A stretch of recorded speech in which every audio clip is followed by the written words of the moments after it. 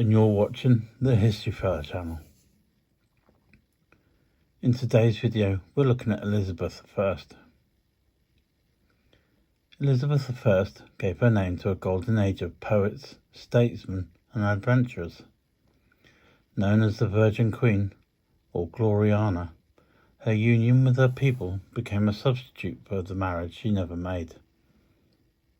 Her reign, known as the Elizabethan Age, is remembered for many reasons: the defeat of the Spanish Armada, and for many great men: Shakespeare, Raleigh, Hawkins, Drake, Walsingham, Essex and Burleigh. She was endowed with great courage.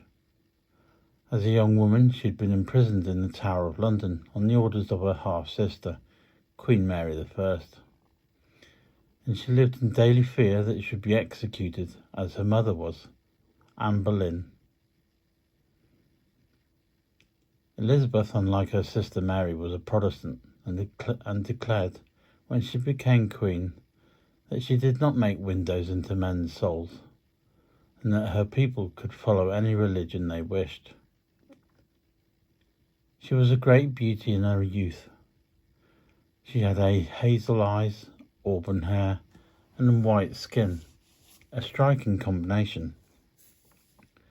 But in her old age, she became quite grotesque in appearance, in a red wig with a white pock-marked face and a few black rotten teeth. She was also noted for her learning, and although she was sometimes wayward, she was generally considered wise. She loved jewels and beautiful clothes, and had a hard, sceptical intellect, which helped her steer a moderate course through all the conflicts of her reign, and there were many. Her speech in 1588 to her troops at Tilbury, drawn up to repel the Duke of Parma's army in the year of the Spanish Armada, is often quoted.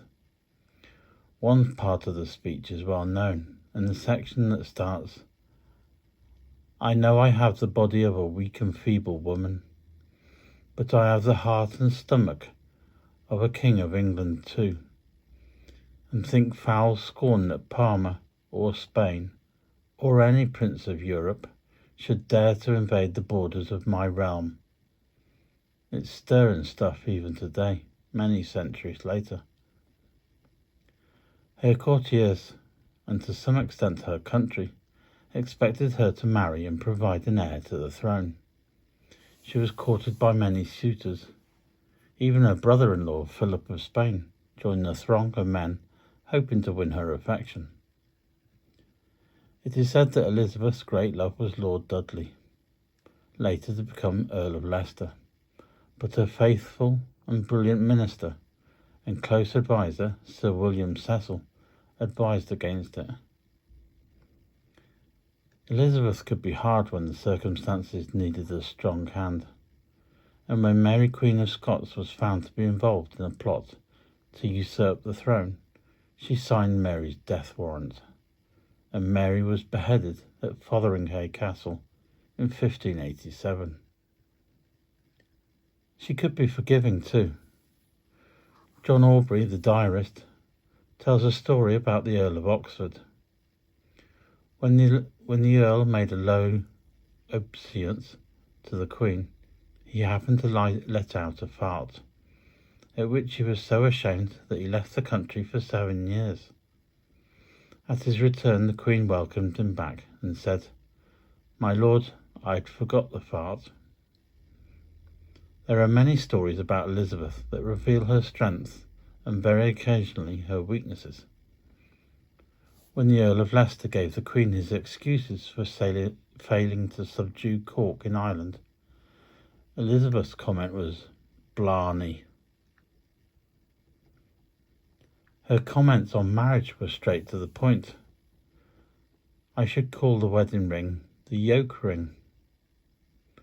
On her descent from Henry VIII, she said, "Although I may not be a lioness, I am a lion's cub, and inherit the many of his qualities." When she was told of the birth of James, son of Mary, Queen of Scots, in 1566, Elizabeth said, "Alack, the Queen of Scots is lighter of a bony son, and I am but barren stock." At her death in 1603, Elizabeth left the country that was secure, and all the religious troubles had largely disappeared. England was now a first-class power, and Elizabeth had created and moulded a country that was the envy of Europe.